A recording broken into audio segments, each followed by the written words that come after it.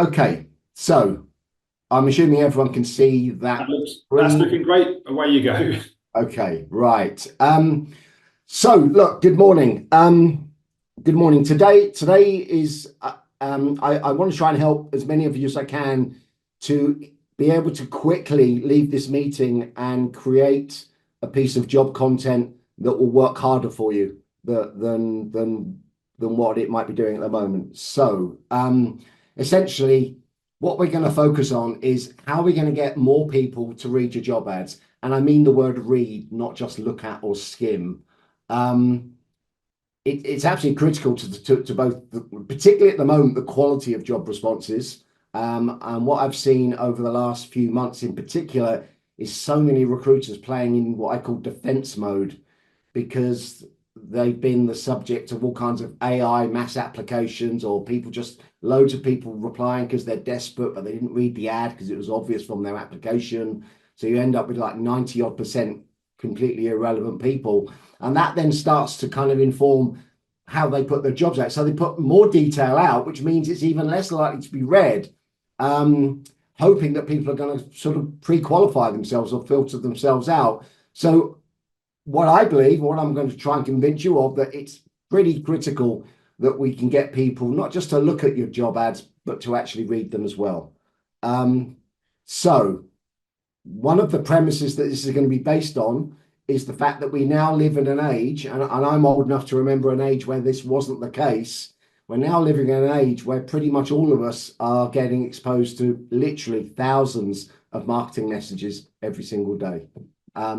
More so probably for those people who are active on social media. And so what that means is that just something as basic as someone's attention has now become a resource. And we're now living in an age where we're very rich in terms of information, but we're very poor when it comes to attention to that information. So people only have so much of it, so we have to respect that, and we have to make it as easy as possible for them to read your job ad as and when they find it. Another of the premises that I'm going to be working on is that if somebody's going to read a job ad, or for that fact, a social media post or an email, it's going to have to say something to them about their career. One of the questions I always ask when taking a job brief from a client is why would someone want to work here? Why would someone want to quit their job to work here? Because this is a big life decision. And we can't expect people to enter into this process lightly. I mean, people who need another job, who are desperate, they're unemployed, there's different things at play, but getting their attention is relatively simple and straightforward. It's getting the attention of the people who aren't desperate, who are in a job. And statistically, at least 80% of the target candidate audience that any of your jobs are targeting, certainly perm jobs, people are going to be in a job. It's just a question of how many of them are going to be in a place where they're starting to feel unchallenged or not quite as, they're a little bit bored, or the fun has gone out of it for whatever reason. And it could be a multitude of reasons. And that normally happens around the 3 to 4 year mark. People then start to occasionally look at job ads, stop and see a job post if they see it on Twitter or LinkedIn, if it speaks to them in terms of a job title at least. So there are always people that are looking who are going to be somewhat discretionary about even if they read the ad, let alone if they respond to it. So we're going to explore whether the best thing to put out is a job ad or a job description. I'm advocating for a job ad, generally a job description. And by the way, some people do conflate those two things, but a job description, just to be clear, is an internal document that maps out the entirety of a job, almost like a manual or user manual. But a job ad is the piece of content that's much, much shorter, that should speak predominantly to the self-interest of the target audience. But the job ad's purpose is to get people to want to read the job description. Because a job description is not a lot of fun to read, and people will only want to read a job description if they already know it's a job that they're going to be interested in. So what I'm going to explore, 3 things I'm going to explore in the 4 ads that I've received, is structure, substance, and style. So how the ads are put together, what they're saying, and how they're saying it.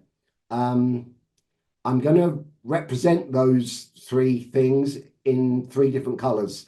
So you'll see three versions of each ad. The first one will be clean, just so you can see what it looks like, what the job is. You won't be able to read it, but then I'll show you the second version, which will have elements of the ad marked in green. And those are the parts of the ad that I think are the parts that the target candidate would be most interested in. And I'll explain why. Then I'll show you the second version of the ad that will have parts of the ad colored in yellow and red. The yellow, we're not going to focus too much on because there will be a lot of ambiguity around that, and I won't have the time to get into the nuance of each job individually. But I'll pick out a few just to give you an example of, do we really need to say this? Is it in the right part of the ad? Could we say it differently? That kind of thing. And then stuff in red are going to be things that mostly relate to style that I'm going to suggest that you can delete. Now, you don't have to agree with me, but I will give you a rationale as to why I think those words should be deleted and not used again. So, any questions before I get going? No, we're all good. It looks good on the question front. Okay, right. So here's the first ad. It's for a public engagement officer. It's got 768 words, which is very long. That's almost the length of a typical job description. Most job descriptions are around 800-900 words. So anyway, there's the job. It's a fundraising job. It's working for a charity, for a non-profit. And my first comment on it is, apart from the length, which I do think is too long, is that there are 3-4 links in the opening couple of paragraphs and right at the top of the ad that's inviting people to leave the page. And I think strategically that's a mistake. Maybe at the bottom of the ad when they've read it, but encouraging people to click away and hoping they come back, it's not something I would want to do anyway. So here's the good stuff that I found. So right at the top, the word hybrid. A lot of people will decide if they're even going to look at a job ad based on whether there is a hybrid element to this particular job. So can they work from home? And if so, to what extent can they work from home? Is it 1 day a week? Is it 3 days a week? They will need to know that somewhere in the ad. And I don't think in this one, it did specify that, although I might be wrong. I think I would have highlighted it if it did. So there's that. I think that needs to be unpacked slightly more because people will want a little bit more information. Then more than halfway down the ad, probably the most interesting part of this is this role has an occupational requirement to be a professing and active Christian to fulfill the role and its responsibilities. Right, that in and of itself isn't an advantage to a candidate necessarily, or one that you would automatically think of, but it actually could be if it was positioned slightly differently. Active followers of any faith probably rarely ever see a job that's carved out specifically for them based on their own spirituality. So if it were me advertising this job, I would put that right at the top. I think to active professing Christians, they would find this even more attractive to look at, and it would arouse their curiosity to keep reading. So if nothing else, I would just put that at the top of the ad. But if it were me, I would want to unpack that a little bit more and talk about how the marrying of their faith and the work that they're going to be doing has some kind of natural symmetry and would make the job more rewarding and more enjoyable for them. That could be probably achieved in 60, 70, 80 words. Another potential benefit to the candidate is the fact that it is a 12-month contract, but it could extend at the end of that period. So another advantage, another benefit. And then right at the bottom, and Joanna, if you're out there, this wasn't in the ad, but I looked on your LinkedIn feed, and I think it was this job that you were actually promoting on LinkedIn. And you actually use that phrase at the bottom. You'll have a chance to make a big impact and take a next step in your fundraising and engagement career. That's a good attention grabber.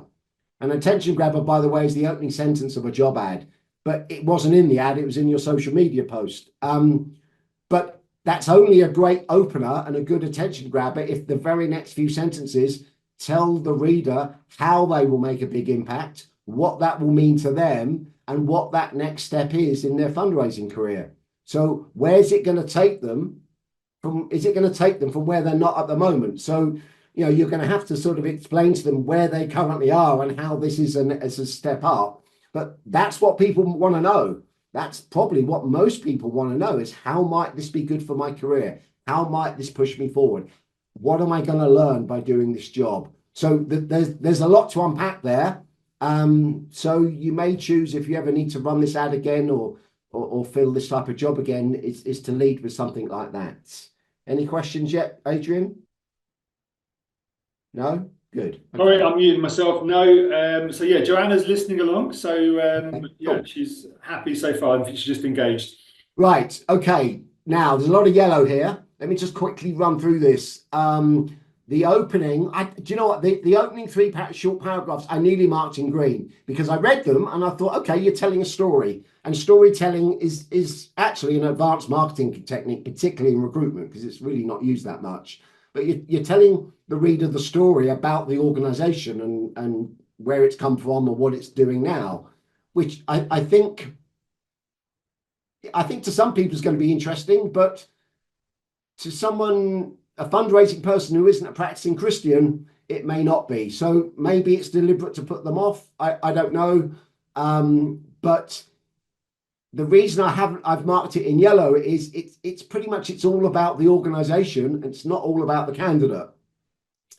And the opening to a job ad should really be all about the candidate, because that's how you're going to get and keep their attention and develop some interest from them. So you may want to take another look at that. But yeah, next paragraph.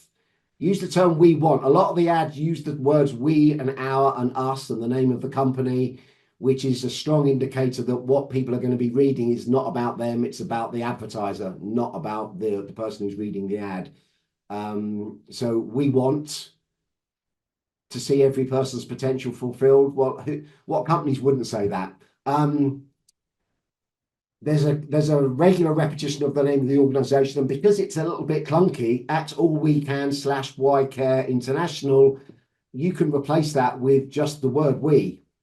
Yeah. So we want to see every person, not at blah, blah, blah, blah. We want to.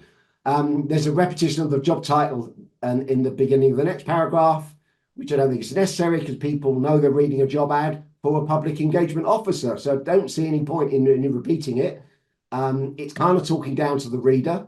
So moving on, key responsibilities of the role include seek and fulfill a variety of speaking engagements in London and the South East, which engender loyalty and acquire long-term income. I've marked that in red because I don't see any reason why the reader needs to know that. That's what a fundraising job is fundamentally. And if they need fundraising experience, which I assume they do at that salary, they're already going to know that. Plus, do you need to tell them that the purpose of it is to acquire long-term income? I think they will probably already know that. Right, moving down, further down. Some of the requirements of the role are some of, or just the absolute minimum must-have requirements, because that's what I would recommend when telling the reader what they need. If they're interested, I normally don't have more than 3 must-have requirements that they need to meet. So there's 5 here, I think. You've got experience of community fundraising, which is fine. That they need to know that if they need experience, but then the rest I don't think is necessary because you're just retelling them what they would be doing in that job and they should already know. And with experience of community fundraising in a Christian context being desirable. I just wonder how limiting that might be. If they must only get their experience from another faith-based or Christian-based program, that may be limiting the numbers. I don't know enough about the sector, so if I'm wrong, apologies. Be a passionate and convincing public speaker. I'm not a big fan of adjectives in job ads because they generally don't mean anything. They're just empty calories. But the only way you're going to know if they're a passionate, whatever that means, but certainly the only way you can know if they're a convincing public speaker is by watching them speak or hearing them speak. That needs to be judged a little bit later in the process, not in the job ad. Okay, the Christian context things we've covered. You don't need to ever use the term this role or the role or in this role ever in a job ad because people know what they're reading. You don't have to keep reminding them that it's about a job. So try and get out the habit of just using the term this role. It's just extra clutter. And already the ad is quite long. I think, what was this? 768 words. Yeah. Right. And then just to skip through, none of the other stuff's that important. Then right at the end, we've got all this important stuff about completing your application. I'm put it all in yellow because I'm just going to question whether it even needs to be there. Because it's adding to the weight of the ad. If you took that away, visually, the ad would be a lot more inviting to read because it takes away about 30% of the word count. And I just wondered whether you could get applications and or inquiries from people and then give them this information in an email, in some kind of automated email once they've shown some interest. So yeah, that's it. And then right at the end, the call to action, which is really important because if someone's still reading your job ad right to the very end, it means they're probably interested. And so what they're looking for now is, what do I need to do next? So Joanna, you kindly offered to let people find out more, which is great. But you don't need to explain what they're going to find out more about because they're reading a job ad about a job. They know who the organization is. So if you want to find out more about the whole thing, we encourage you to get in touch. You don't need to say that. Just say, please get in touch. Please contact Joanna at blah, blah, blah. So there's lots of extra words there that are just kind of cluttering up. And look, we live in the age of of social media discourse. And it's popularized a more economic style of sort of writing. And people generally are now starting to write as they speak rather than trying to write in a certain sort of formal or what they perceive to be professional tone of voice. Right, next one. This one's even longer. It's nearly 1,000 words. Anyway, this is job ads for a marketing manager. Don't know what the salary is. But anyway, what I do like about it is that it's a long ad, but it's been broken down with lots of subheadings. So that allows the reader to scan it more easily. So if somebody wants to see want to read about the ideal candidate, so they want to see if they're a fit first before they read the rest of it, it's allowing them to do that. So I think that is good and absolutely essential if you're going to put out an ad that long. Right, here we go. Here's the good stuff. Now, this ad is interesting because there's a lot of green on there, which is good. But, and there is a but, there's two buts actually. First of all, let's go through them very, very quickly. Hybrid, we've already talked about that. A little bit more detail would be good. But then I have to get down to the fourth paragraph to find anything that might be construed as a potential benefit to the reader. And again, once again, let me just be very clear. When I talk about a benefit to the target candidate or to the reader, because they're not a candidate yet, they're just a reader, it's reasons why they think this job might be better than the one that they're doing. And the quicker they can find that out, the more likely they are to read the whole ad and maybe even respond as well. So this role suits somebody with ambition. Why? If it requires somebody with ambition, you could turn that into a benefit by telling them what they could be doing in 1 or 2 or 3 years' time. That would be more attractive to most people. And then we've got take ownership. And again, people like to have more autonomy. So what does that look like? How might that happen? That needs to be unpacked. Take ownership of the tactical marketing activity within our team. So, having some core responsibility, some ownership, some autonomy, most people would see that as a good thing. And then we go down to we're looking for someone who can. So that's a list of requirements, okay? Which, but the very last one, it says manage internal communications with the UK sales team and other key stakeholders. Excuse me. That could also be turned into a benefit because they haven't managed internal comms before. Then this is an added dimension to the job that may well make it more interesting, and certainly would mean that they're going to learn more things. So yeah, something could be done with that. Further down, if this sounds like you, we've got the taking on ambitious challenges. We've got fast growing. We work with some of the biggest brands in the world, growing our people. So it's a company that's really going places. Where's it been? Where's it going? How is that being measured? Can you give numbers? That's what will impress people. How are you growing your people? What are you doing? Does that mean training? If so, tell them about the training. Probably the number one reason why people are interested in a new job is because they think they might learn something new or learn more. So training is always a great one to talk about. If you work with some of the biggest brands in the world, and you do, because I looked at your website and you do look like an impressive marketing agency, by the way. But mate, could you name drop some of those companies in the ad? Because some people will be impressed by that. You're fast growing. How fast? 2 years, 5 years, 10 years? How, what have you grown from to what are you now? I can see you're a reasonably large company, particularly for a marketing agency. So there could be an interesting story there, but you have to relate it back to the reader, not just make it all about yourself.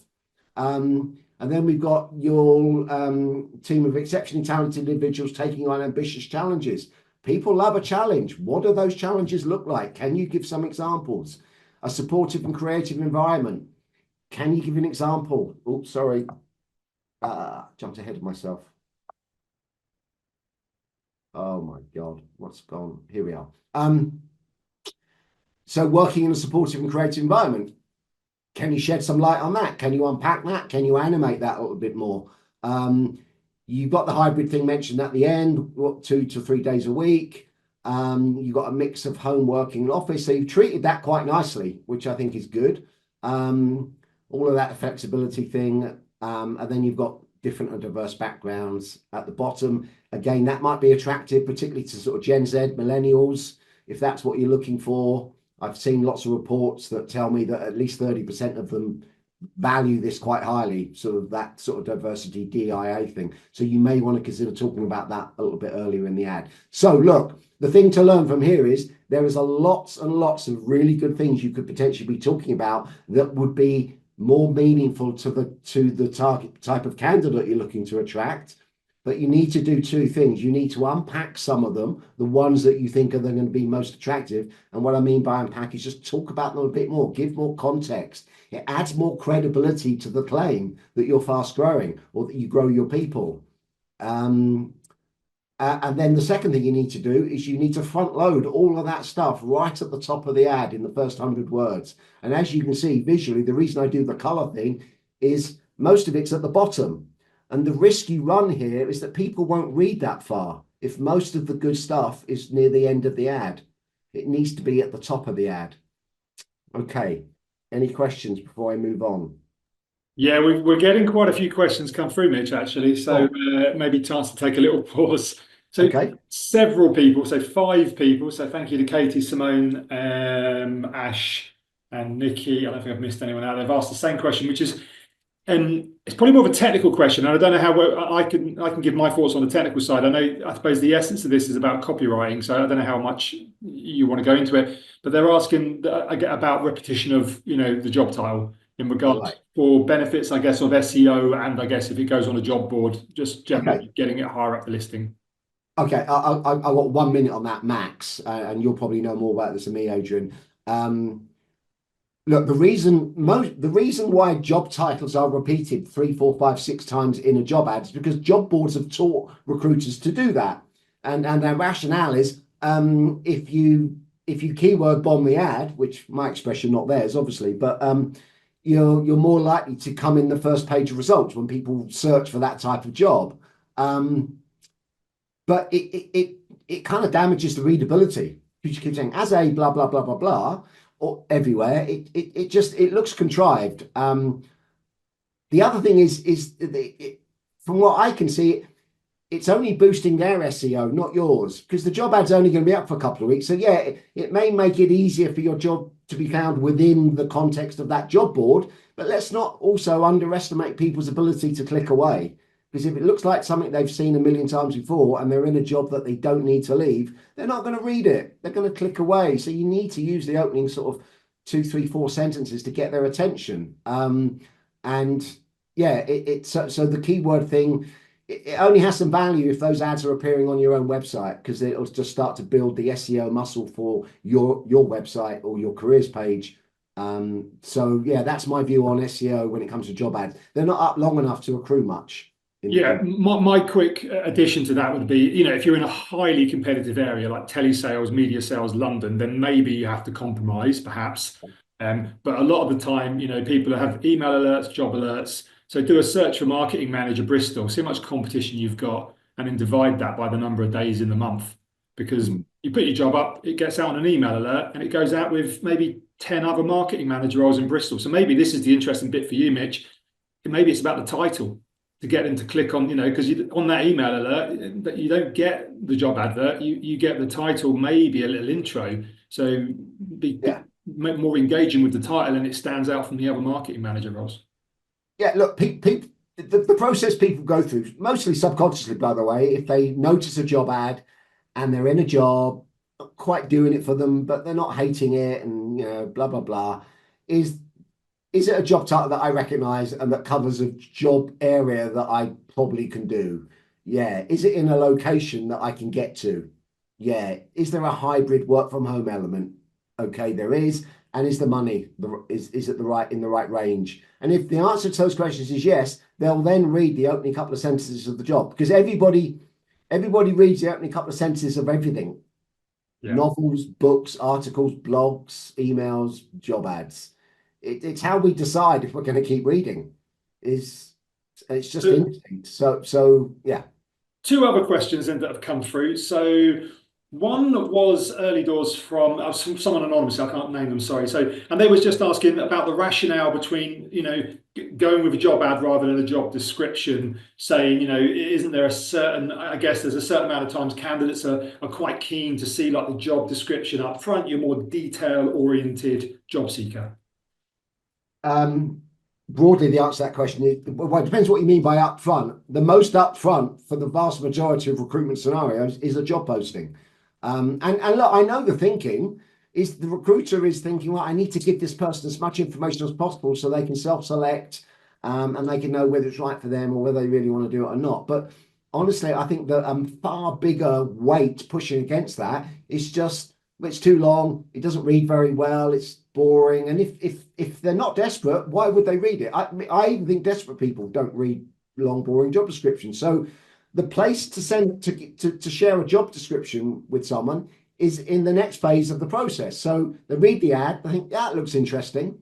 They obviously want more information, obviously. And let's be honest here, a job ad is just a lead generator.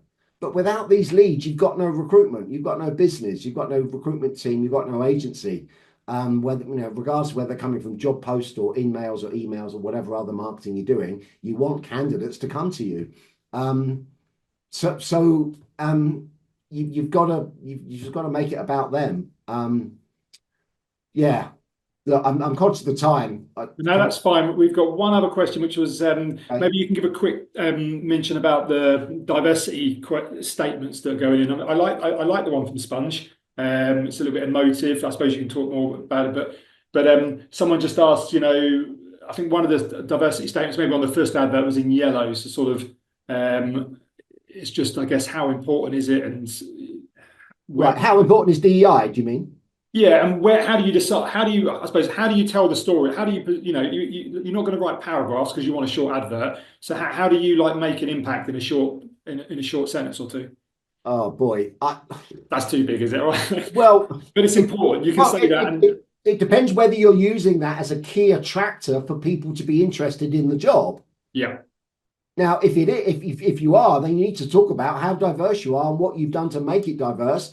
And give examples. Maybe have some quotes from people from different countries or from different ethnic backgrounds, or I don't know. I mean, you can do a lot more with job ads these days than you could even just 5 years ago. I think there was a point you were saying earlier, Mitch, which would probably lie here, which was there's you touch on where people are making claims like would suit someone with ambition, but they're not sort of backing it up then with the evidence to support the claim. So if it's a big claim you're making, like that we're really good at this, and you think it's important, then maybe back it up. Look, every claim needs some evidence, even if it's only a sentence. Let me think of one. People love working here. Okay, great. But so many job ads say it. In fact, they nearly all say it in some way, shape or form. But for it to be believable, you need to show some evidence. And the easiest piece of evidence you could put into the ad is finding out what the stats are in terms of length of stay for the people in that team or that function. Yeah. You know, and the average length of stay is 5.5 years, which is good. You put it in the ad to prove that it's a good place to work and people like working there. Or you could talk about how many people got promotion last year internally, got promoted. That is all part of that. That's what people want to know, because then it becomes believable. But if you say we're a fun place to work, most people don't even read it and recognize it. It just glosses over them because they've seen it a million times before.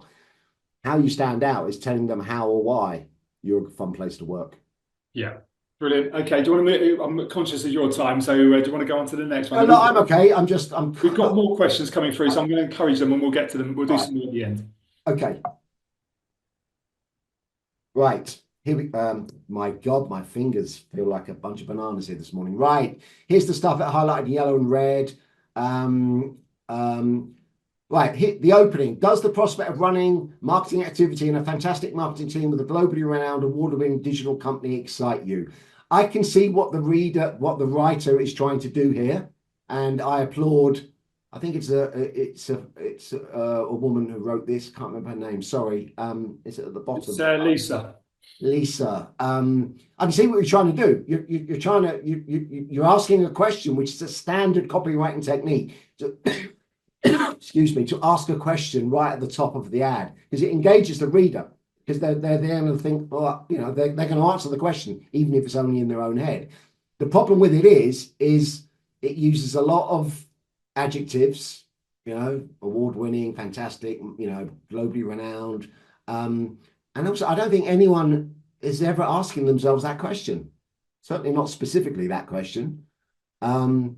However, if you're going to go with that opening, then tell them more about why it's a fantastic marketing team and why it's a globally renowned agency and why they've won awards. If you just tell them those three things in the next couple of sentences, that opening sentence makes more sense. But nobody is thinking that. They're just not.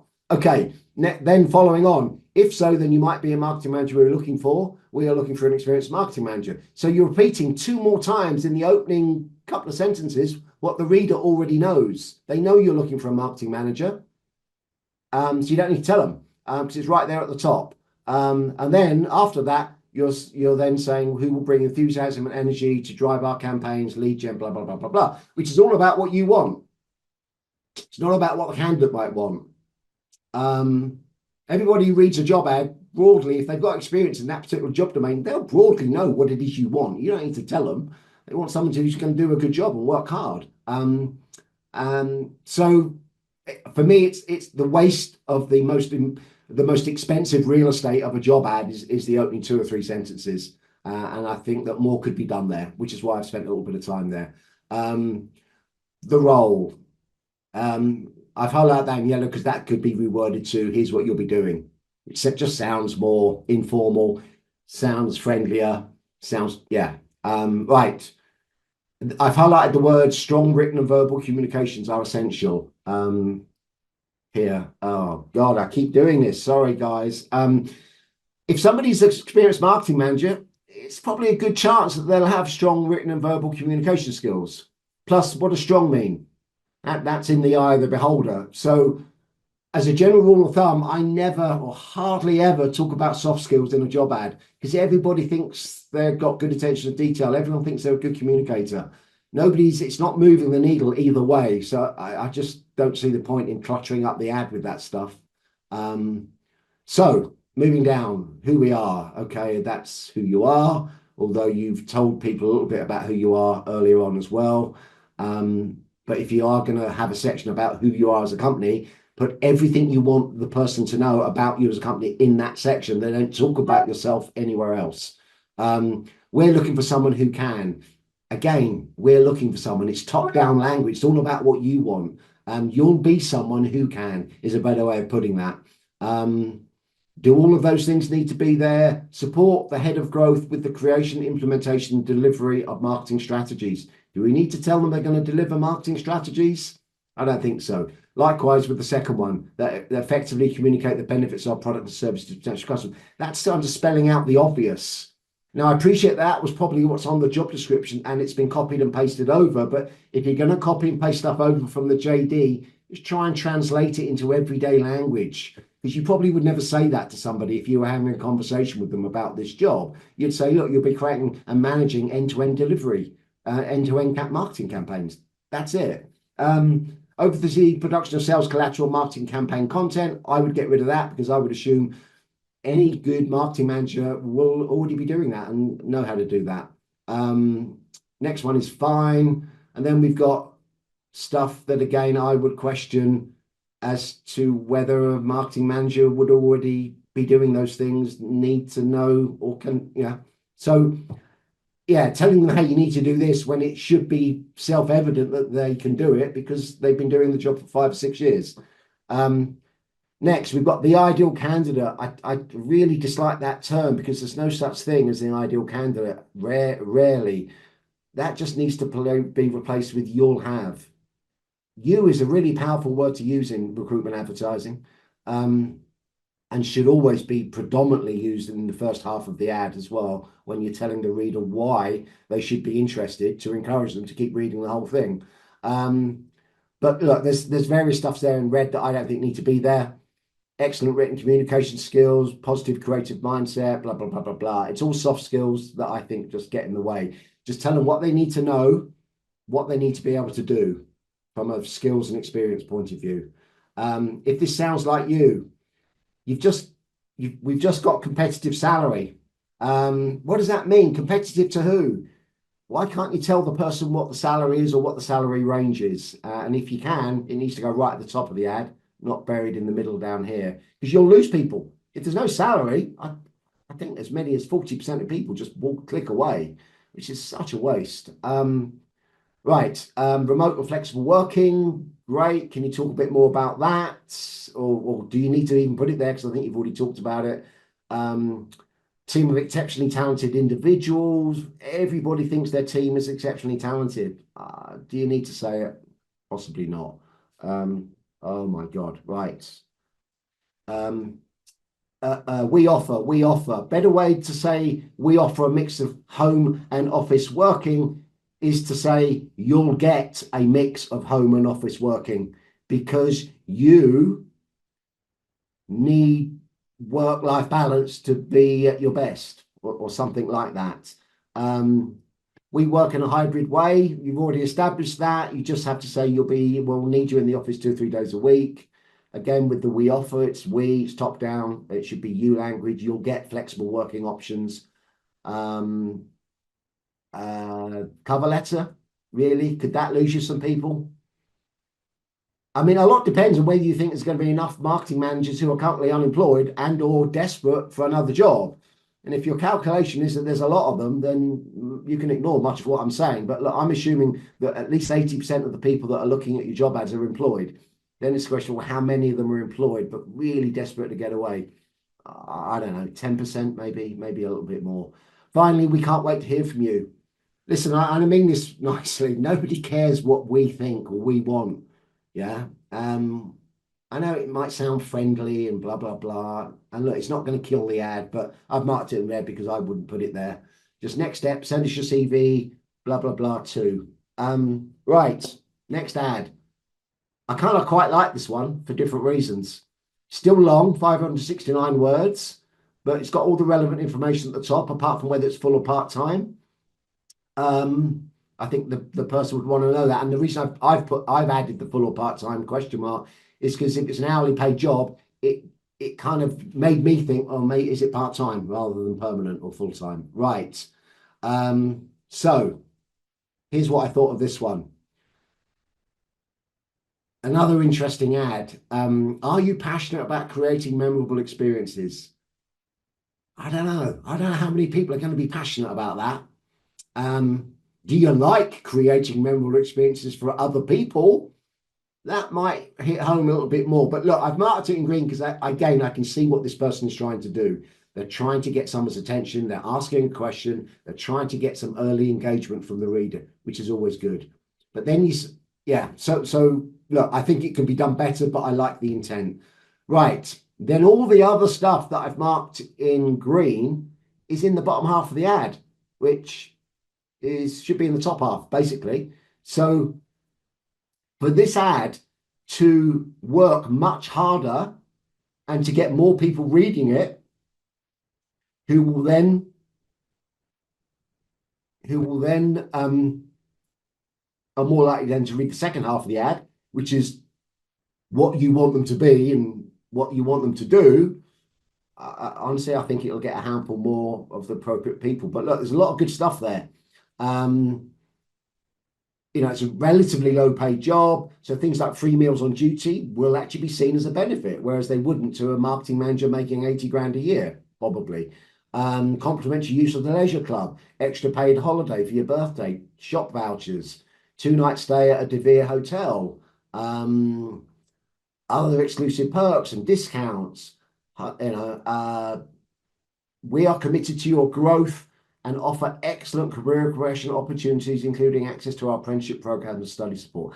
That is probably the most interesting part of the job ad and will be the most interesting to the types of people that you're looking to attract. That needs to be right near the top of the ad. You need to talk about that as quickly as possible because people love training. They love learning. They love growth. They love the idea of getting better because it opens up the world. It opens up new jobs, new things to get good at. They can earn more money. That's what all of us have done through our lives is we've progressed in certain ways. So I would want to talk about that a lot more higher up the ad. Employee assistance program, a financial well-being platform that they can use, recognition program. Look, lots of good stuff, really good stuff.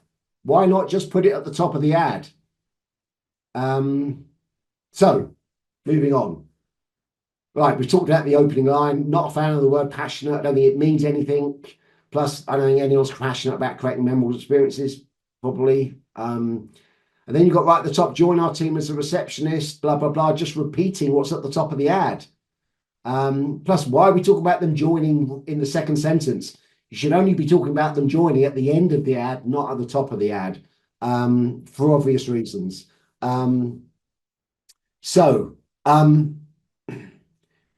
In return, you receive $11.75 an hour plus blah, blah, blah, blah, blah, blah, blah. Plus, and you've name dropped a few of the facilities. I've marked that in yellow because I just thought, well, could you not do more with that? Plus, you're repeating the £11.75 thing. They already know that. I don't see any point in repeating it. Again, with the, as a receptionist, we've covered that. What we look for in a receptionist, better way of putting that is you're this kind of receptionist. Just anything that includes the word you. This is a full-time position that requires flexibility in working hours. Actually, I don't know why I've marked that in yellow because that's kind of important. So I probably made a mistake there. Excuse me. Right, the bullet points, what we look for. Effective communication skills and ability to build strong relationships with colleagues and guests. If they've got previous receptionist experience, they'll probably be reasonably good at those things. Just a question for you. You need to judge how good they really are when you talk to them over the phone or when you interview them. You can't achieve that in a job ad. So I just think it's pointless. Same with punctuality, good personal presentation. Nobody thinks they've got bad personal presentation. Even me. Look how scruffy I am. Right. Proficiently using IT software, familiarity with Opera would be advantageous, although not essential, as training would be provided. More training. Well, that's a benefit. If they're going to learn how to use Opera, I know it's not a big thing, but you could actually turn that into an advantage for the candidate. And again, with the we invite you to join our team, you only need to ask them to join your team right at the end once they've read the ad. You don't need to say you're delivering exceptional guest experience every day. They kind of get that. They know you're a high-end hotel chain, or they should do, or you've probably already told them.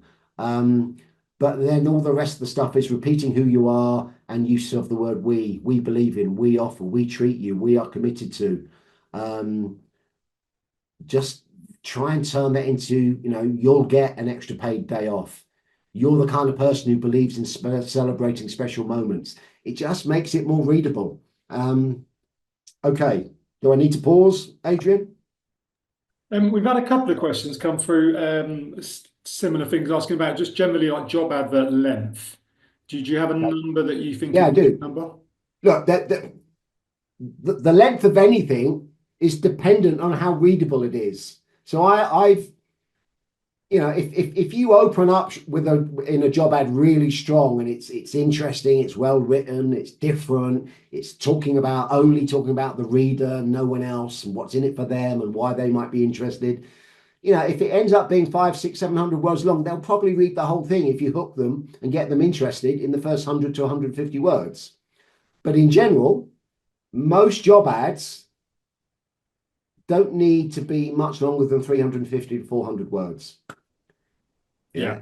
We live in the social media age. People want brevity. They want you to tell them what they need to know as quickly and as economically as possible. That's why I'm not a fan of exporting words and phrases from the JD, because they're not written that well. They're not written to be read for entertainment or for pleasure.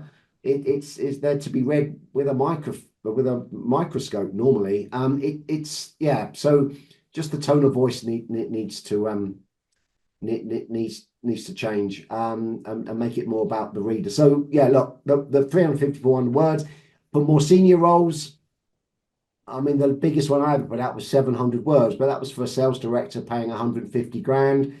At that level, when people like that see a job ad, which they don't see very often, they will probably stop and read it. And it doesn't have to be that good, because 150 grand a year sales director probably will only see 6 or 7 job ads relevant to them in a year.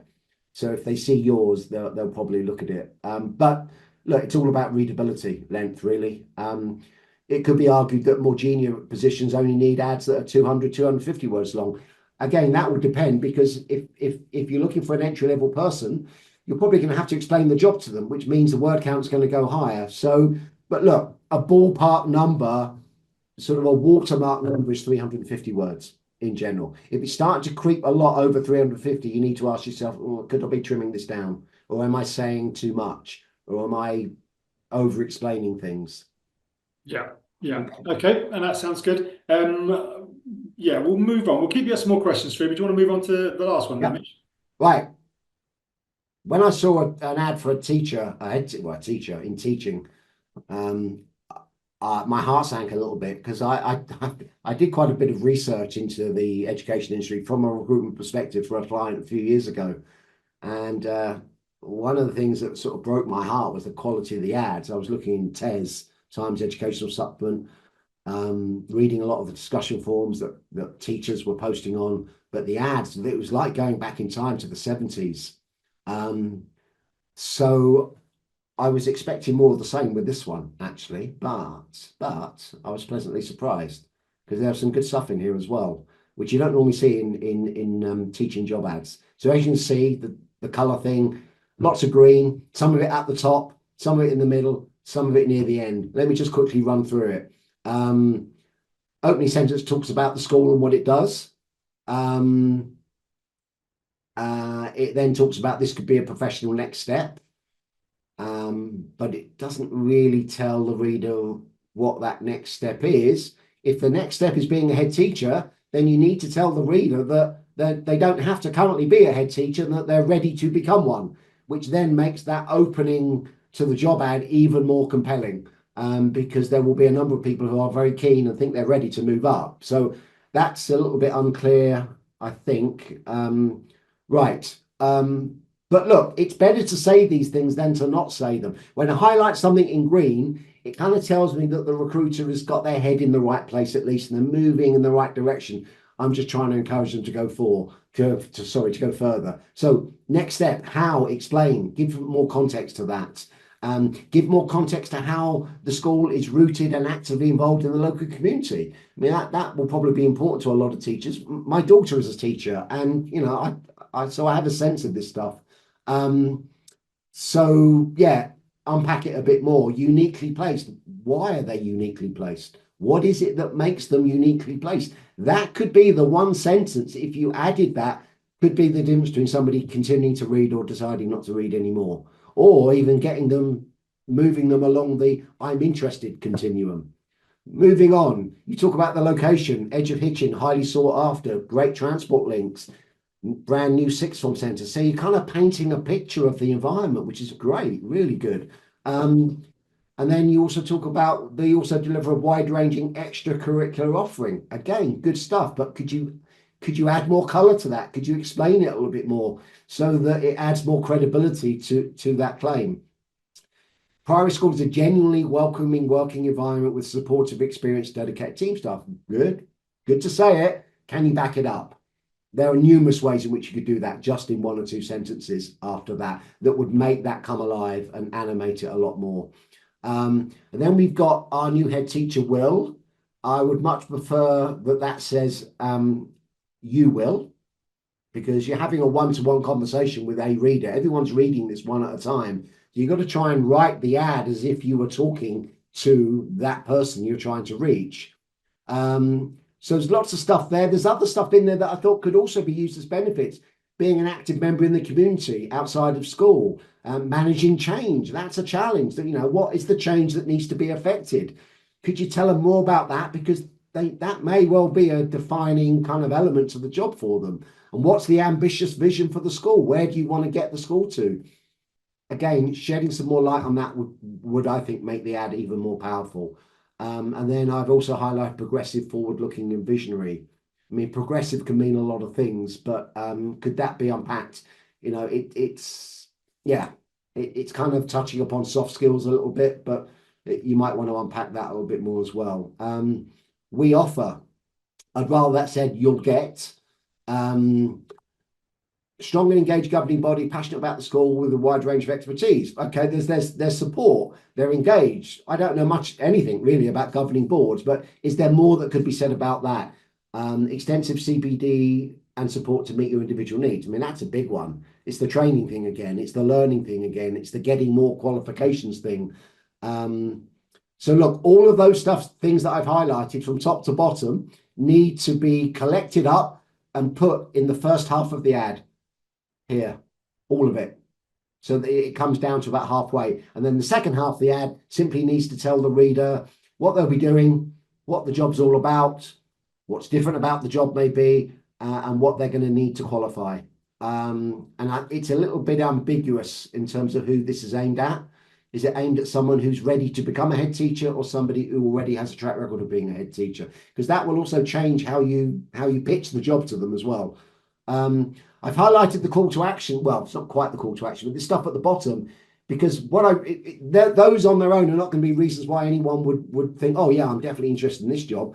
But the fact that you're being transparent, you're giving access to the chair of governors, or they can contact the recruiter Emma to have a visit. So I mean, I wish more jobs would do things like that. I really do, in the commercial sector.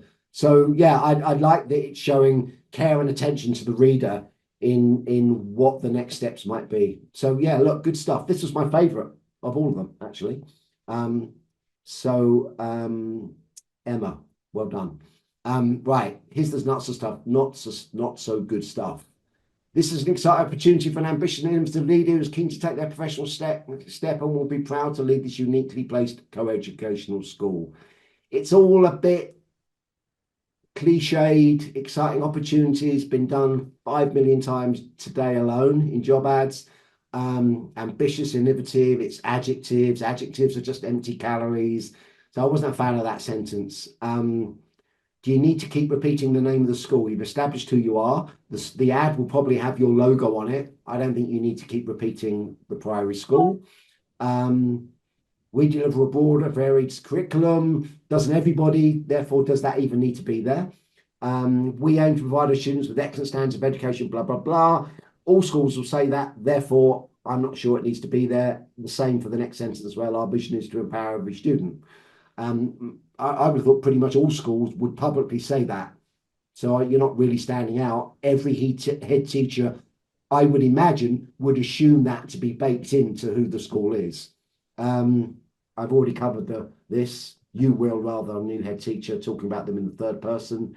Share and represent our core values. I would get rid of that. I'm still not core values: responsibility, respect, resilience. Who wouldn't share those values? I don't think it needs to be said, so I would delete it.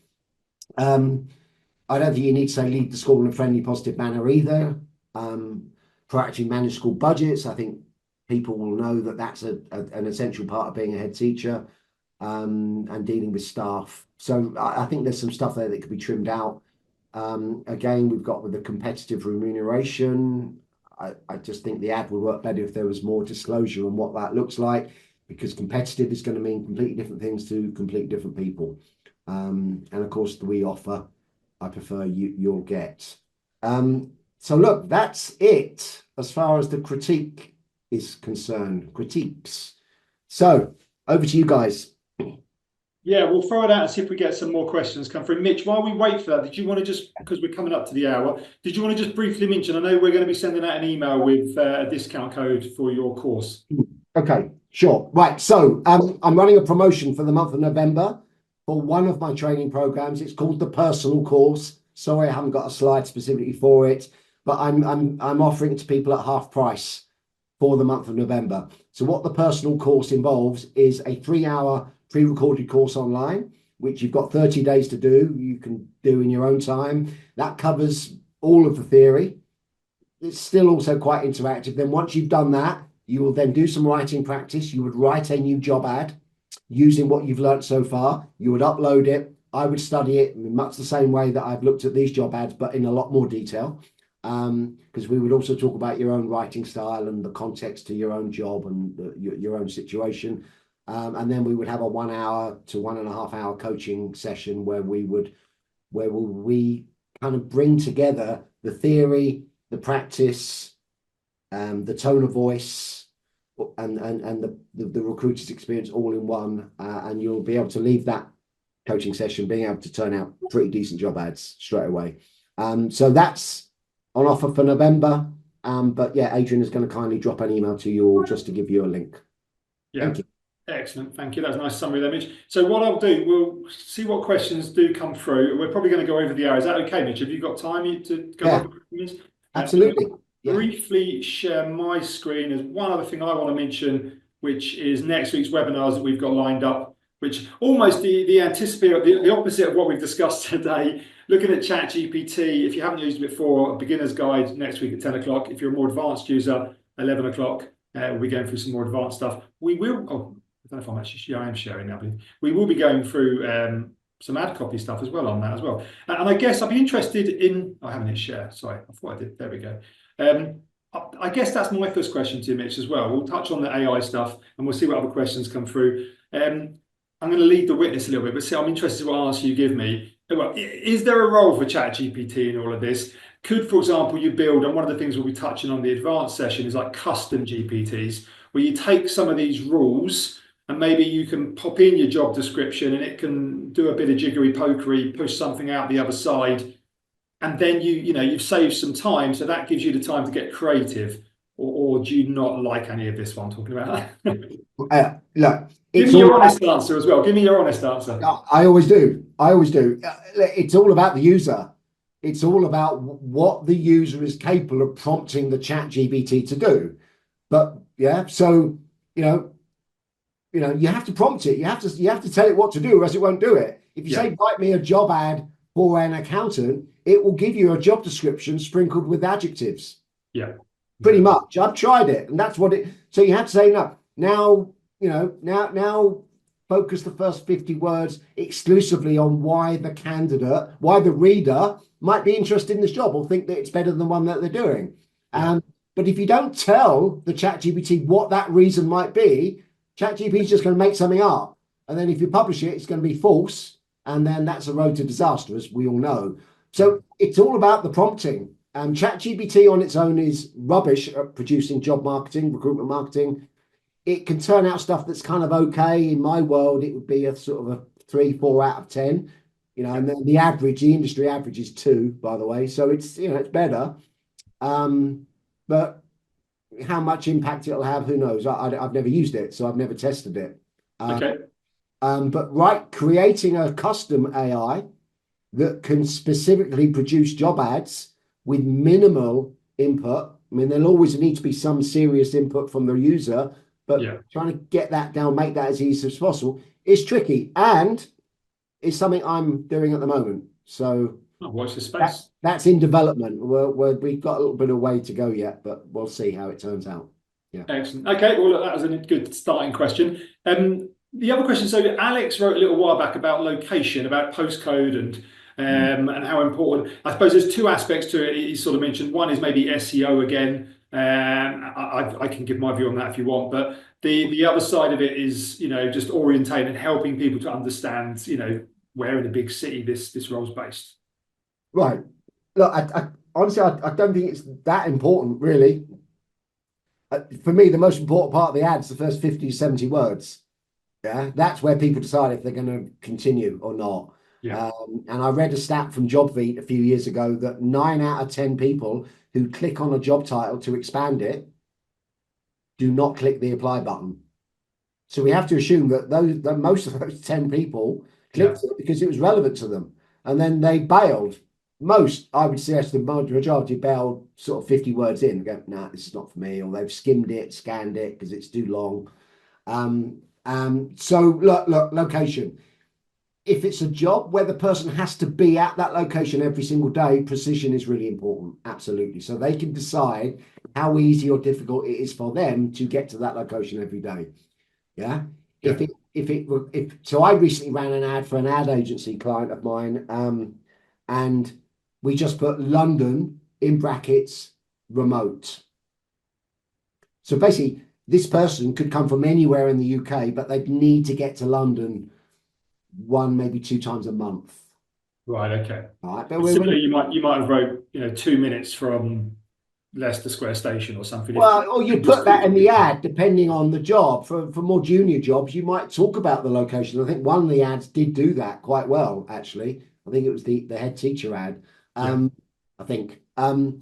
So yeah, absolutely. Anything that, you know, getting in and out of work is become, since COVID, a thing that we never used to really think about too much. You know, so the commute, the work-life balance, get to drop your kids off at school now and again, which you never, you know, so all of that stuff can be talked about as part of the work from home hybrid thing. Location, because it's all, the three are all intertwined now. Location, work from home sometimes. Yeah. Yeah, and I guess before I get to the final question, but that's sort of part of the aim is to get people sort of imagining, daydreaming, sort of what that would be. And if they're in a 5 days a week in the office job, then you can start to get them to think and feel about what the job's about. If it's like, you know, you'll be working from home on Fridays and Mondays, so they start thinking, what would I do on my Fridays and Mondays if I could drop the kids to school and things like that. Yeah. And equally, if you're running an ad, let's pick the marketing manager job, for example. And that job can be at least partly done from home.